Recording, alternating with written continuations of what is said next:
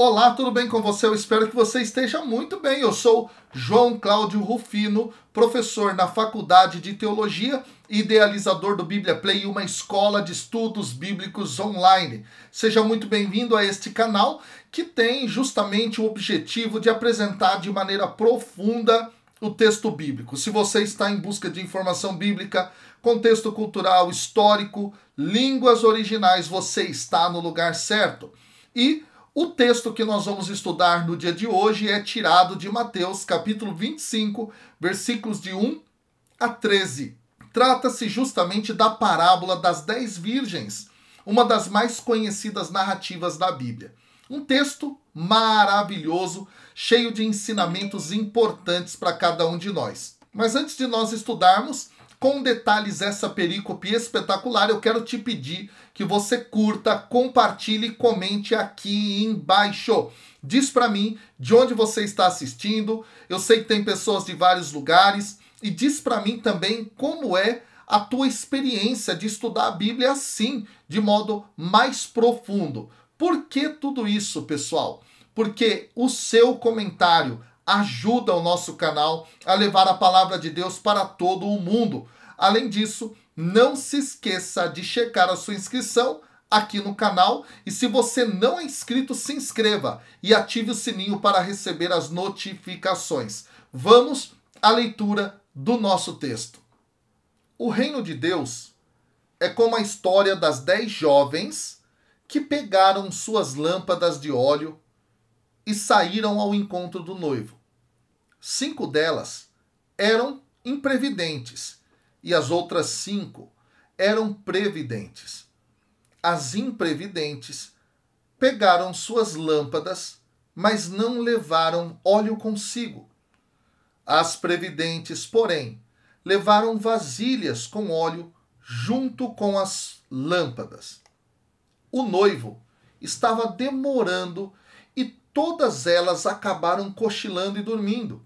No meio da noite ouviu-se um grito: "O noivo está chegando, ide a seu encontro." Então, as 10 jovens se levantaram e prepararam as lâmpadas. As imprevidentes disseram às previdentes: "Dai-nos um pouco de óleo, porque nossas lâmpadas estão se apagando." As previdentes responderam: "De modo algum, porque o óleo pode ser insuficiente para nós e para vós. É melhor irdes comprar aos vendedores." Enquanto elas foram comprar óleo, o noivo chegou e as que estavam preparadas entraram com ele para a festa de casamento e a porta se fechou. Por fim, chegaram também as outras jovens e disseram: "Senhor, Senhor, abre-nos a porta." Ele, porém, respondeu: "Em verdade eu vos digo, não vos conheço. Portanto, ficai vigiando, pois não sabeis qual será o dia nem a hora." A primeira coisa que a gente destaca aqui, é fundamental dizer, é a contextualização dessa perícope. Jesus continua o seu discurso lá no Monte das Oliveiras. Inclusive, eu já expliquei aqui sobre esse discurso no vídeo passado. Agora, então, Jesus conta uma outra parábola que ressalta o chamado para estar preparado para a chegada do Filho do Homem. Então, diz o versículo 1, o reino dos céus é como a história das 10 virgens que pegaram suas lâmpadas de óleo e saíram ao encontro do noivo. Jesus aqui, dando sequência ao seu pensamento, de acordo com a narrativa de Mateus, introduz a parábola utilizando o advérbio tot. É um advérbio da língua grega, é um advérbio de tempo, que é traduzido por então. Só que é preciso dizer que parte considerável das traduções em português omitem isso. Eu estou ressaltando essa informação justamente, pessoal, porque é um termo, um dos favoritos de Mateus. Ele o emprega nada mais, nada menos do que 90 vezes. E só para você ter uma ideia, Marcos emprega 6 vezes, Lucas 15 vezes e João 10 vezes. Assim, Jesus usa esse termo para conectar o que ele falou com o que ele vai falar. Mais uma vez, aqui dentro da obra. É muito interessante. E nesse sentido, o que ele vai fazer? Ele vai conectar uma coisa e outra, trazendo aqui o fio condutor do tema da parousia, da sua segunda vinda. E aí vem a parábola. E ela em si começa com a comparação do reino com alguma imagem. Algo que é muito comum dentro da obra de Mateus e que serviu inclusive para introduzir muitas das parábolas que são registradas nesse texto. Como no capítulo 13, versículo 24, capítulo 18, versículo 23, capítulo 22, versículo 2. Só que aqui há, pessoal, uma mudança no tempo do verbo para o futuro, devido justamente à orientação escatológica da parábola. Desse modo, a tradução melhor da língua grega para o português não é o reino dos céus é como, mas sim o reino dos céus será como. E se nós quisermos ser ainda mais específicos, a melhor tradução seria o reino dos céus se assemelhará. Por quê? Porque o verbo ser aqui não aparece no original. Nesse versículo, o verbo utilizado é outro. E aí um dado interessante é que o reino dos céus foi mencionado apenas uma vez no discurso do julgamento. Isso é muito interessante no capítulo 23, versículo 15. O seu uso aqui, no contexto de falar sobre o dia e a hora da segunda vinda de Cristo, torna explícito que o dia dessa segunda vinda de Cristo é o mesmo que a chegada total do reino dos céus, da sua plenificação. Bom, pessoal, além disso aqui, é preciso dizer algo sobre as virgens. O termo grego empregado é partenóis. E ele denota que elas eram jovens, que foram convidadas a um casamento e possivelmente como acompanhantes da noiva. Os casamentos eram um dos pontos mais altos da vida social de uma aldeia, de uma pequena cidade. E a questão de quem era ou não incluído na lista dos convidados afetava a posição social de alguém.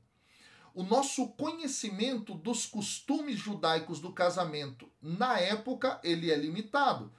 E aqui se abre então a possibilidade de nós estudiosos sugerirmos algumas analogias a partir de outras culturas, das culturas dos povos da região. Mas provavelmente o mais sábio é admitir a nossa ignorância diante dessa falta de informação. Agora, o que se pode dizer dessa imagem é que a história nos conta que o papel dessas jovens incluía, de alguma maneira, acompanhar o noivo em alguma procissão com as lâmpadas. Aí se faz a pergunta, será que isso seria algum tipo de dança? Alguns autores vão apontar para essa possibilidade. Fato é que elas deveriam acompanhá-lo até a sua casa para a festa do casamento. O texto não fala se elas estavam na cerimônia antes da festa. Fato é que pode ser isso. Enquanto o noivo estava indo para a casa da noiva a fim de trazê-la para a sua casa, as moças ficavam esperando à porta da casa. Vem então o versículo 2. Agora que a gente já entendeu aqui esses pontos iniciais. E diz lá então o texto que 5 delas eram imprevidentes e as outras eram previdentes. Tal como acontece com Mateus 24:45, onde os adjetivos utilizados são fiéis e prudentes, a identificação de 5 virgens como tolas e de outras 5 como sábias ou previdentes, nesse versículo pressupõe o que se seguirá no desenvolvimento dessa história. Os versículos de Mateus 25, 1 e 2 nos dizem que nós estamos prestes a ouvir uma narrativa sobre 10 virgens que saem com lâmpadas para encontrar o noivo, 5 das quais se mostrarão tolas, 5 outras se mostrarão sábias. Nesse momento da narrativa, nós já temos informações importantes, inclusive, para construir quem serão as tolas e quem serão as sábias. Aliás, Mateus, inclusive, já nos deu a base para essa compreensão. De acordo com Mateus, capítulo 7, versículos 24 e 26, os que ouvem a palavra e praticam-na são os sábios. Aqueles que ouvem a palavra e não colocam em prática são os tolos. Esse ponto é muito interessante. Há um processo de construção aqui, então. Aí vem o versículo 3 e diz que as imprevidentes pegaram as suas lâmpadas, mas não levaram óleo consigo. Esse grupo aqui vai ser o considerado tolo. No grego é morai, o termo utilizado. E é tolo por quê? Porque não previu a possibilidade de o noivo atrasar e por isso não levou o suprimento extra de óleo. Agora, e o atraso do noivo? Por quê? O atraso do noivo, pessoal, dá a elas a chance de fazerem algo, mas elas falharam. Elas falharam em aproveitar a oportunidade desse tempo. E isso aqui nos remete justamente à parousia e essa demora da parousia como um espaço de tempo de oportunidade para a gente fazer alguma coisa, para a gente não viver como tolo. É muito interessante isso. Aí vem o versículo 4. As previdentes, por outro lado, elas levaram vasilhas de óleo junto com as lâmpadas e tardando, diz o texto, o noivo, elas acabaram cochilando e dormindo. As sábias, em grego aqui phronimoi, elas levaram consigo o suprimento extra de óleo na ageia. É muito interessante. Ageia é o termo utilizado para vasilhas pequenas, como jarros, com aquelas alças na ponta. Aqui, a suposição é que todas as 10 virgens percorreriam alguma distância, talvez longa, dentro de uma estrada, por exemplo, não é, para encontrar o noivo e a noiva também. E o noivo estava demorando. Provavelmente, pessoal, o noivo estava demorando porque na casa da noiva, geralmente o noivo tinha que concluir as negociações com o pai da noiva. Uma disputa sobre os termos do casamento não teria sido algo irreal aqui. Então, por isso a demora. E essa poderia ter sido a causa implícita do seu retorno tardio para sua casa, onde a festa aconteceria. Outro dado que chama a atenção é que o verbo para atrasar em grego é kronizo. E é o mesmo utilizado em Mateus capítulo 24, versículo 48, para falar justamente do atraso do dono da casa naquela parábola que Jesus contou e que inclusive eu comentei aqui no canal. Vem então o versículo 6. No meio da noite, ouviu-se um grito, o noivo está chegando, ide ao seu encontro. Mateus frequentemente faz uso de um tipo de verbo que nós, estudiosos da Bíblia, chamamos de presente histórico, e ele serve para destacar momentos focais da narrativa. Só que aqui ele fez uso do verbo gegonen, literalmente traduzido para o português como aconteceu. E esse verbo aqui, ele está no tempo perfeito. Desse modo, pessoal, a tradução aqui, que foi ouviu-se um grito, vai ter esse papel de presente histórico aqui. E vai servir para marcar um momento decisivo na história, na narrativa que é trazida. Desse modo, é a hora de agir. As virgens agora elas podem desempenhar o seu papel de acompanhantes, de boas-vindas para o noivo.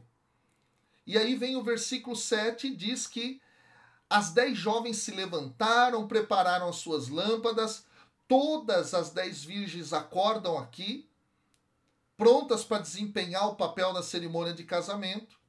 Elas enfeitam então as mechas das suas lâmpadas, e o versículo 8 diz que as imprevidentes disseram às previdentes: dai-nos um pouco de óleo, porque as nossas lâmpadas estão se apagando. As 5 virgens imprudentes, pessoal, elas percebem que as suas lâmpadas estão se apagando por falta do azeite, e elas então se voltam às prudentes e querem que essas compartilhem com elas. Só que as previdentes, no versículo 9, vão dizer: de modo nenhum, porque o óleo pode não ser suficiente tanto para nós quanto para vocês. É melhor que vocês vão então até os vendedores para comprar. E aí diz o texto no versículo 10 que elas foram lá. Elas foram e tentaram encontrar algo, mas não acharam. O noivo continuou seu caminho, chegou até a sua casa onde estava acontecendo a festa de casamento, entrou, as 5 prudentes entraram e a porta se fechou. Gente, tentar compartilhar o óleo aqui deixaria pouquíssimo para qualquer uma das lâmpadas e ia arruinar a cerimônia de casamento. Teria sido difícil, inclusive para as outras, ao mesmo tempo, encontrar vendedores de óleo aquela noite. As tolas, pessoal, definitivamente elas iam se atrasar. Não tinha óleo, ia ter que buscar. Se atrasaram. A imagem evocada aqui na parábola, inclusive, como consequência desse atraso, é que a porta se fechou. Acabou. Já era. É muito forte essa expressão. Já não existe mais qualquer possibilidade. E isso, do ponto de vista escatológico, é muito profundo. Significa Deus nos deu a oportunidade, um tempo de vida. E nós estamos aproveitando para viver bem, precavidos para o momento da volta do Senhor, porque um dia a porta vai se fechar. Aí o texto então traz no versículo 11, dizendo assim que por fim chegaram também as outras jovens e disseram: Senhor, Senhor, abre-nos a porta. Nesse momento, as virgens imprudentes representam aqueles que falham em perseverar ao esperar pelo retorno de Jesus com vigilância constante.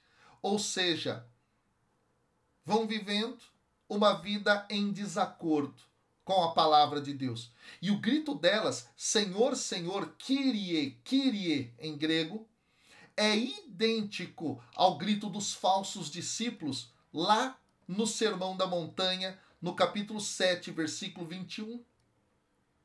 É muito interessante isso. Então elas vão justamente corresponder àquelas pessoas que são como que falsos discípulos. Eles até se colocam ali à disposição, mas não são precavidos, não vivem de acordo com a palavra de Deus, só dizem Senhor, Senhor. Mas lembra o que Jesus falou? Nem todo aquele que diz Senhor, Senhor entrará no reino dos céus. Esse é o ponto aqui. E aí diz o texto, então, que ele respondeu: em verdade vos digo, não vos conheço. E esse eu não vos conheço ecoa de novo o Sermão da Montanha, capítulo 7, versículo 23. E vai expressar a conclusão do reino de Cristo aqui, que é fechado para aqueles que não viveram de acordo com os seus valores e os seus ditames. Aí vem o versículo 13. Ficai, portanto, vigilantes aqui, porque vocês não sabem nem o dia nem a hora. A parábola, pessoal, não descreve o verdadeiro discípulo que perde a salvação, mas um falso discípulo cujo compromisso com Jesus foi deficiente, foi ruim. É aquilo que eu falei, as virgens estavam lá, mas elas não foram precavidas. Elas não viveram de acordo com a vontade do Senhor. Esse é o ponto. Aqui, meus amigos, é preciso dizer que Jesus, ele vai se retratar como esse noivo espiritual. Esse dado é muito importante. E esse noivo há de voltar. E você estará preparado? E aqui uma outra pergunta. Você anda precavido, vivendo de acordo com a palavra de Deus? Pensa nisso, porque às vezes você está se enganando. Que Deus te abençoe, derrame sobre você o Espírito Santo para que você possa, e que eu também possa, ser como essas jovens prudentes, precavidos, para viver segundo a palavra de Deus. Que Deus abençoe e até o próximo vídeo. Valeu!